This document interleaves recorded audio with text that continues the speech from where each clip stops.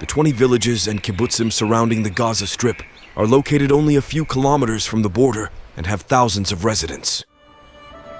On Saturday, the 7th of October at dawn, the residents of the area were still sleeping, birds were chirping, and an autumn wind was blowing through the trees on the paths of the farming communities.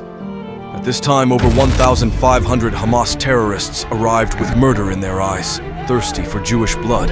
The heavily armed terrorists carried a huge amount of grenades, explosives, and bombs, all intended to slaughter civilians and burn the houses on their occupants.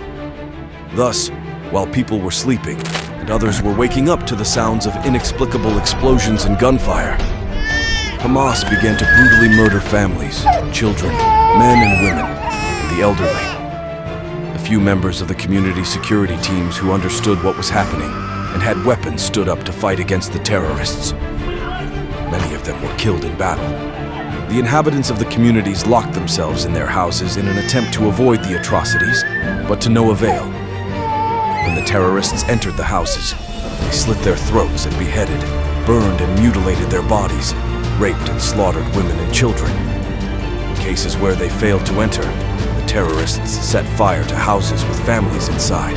Hamas murdered over 1,300 innocent non-combatants, whose only crime was being Jews who lived in their country. Wounded over 4,000, and over 200 civilians were kidnapped to Gaza as hostages. Only after many hours, when the Israeli security forces managed to reach the villages, the terrorists stopped the massacre and focused on fighting the IDF.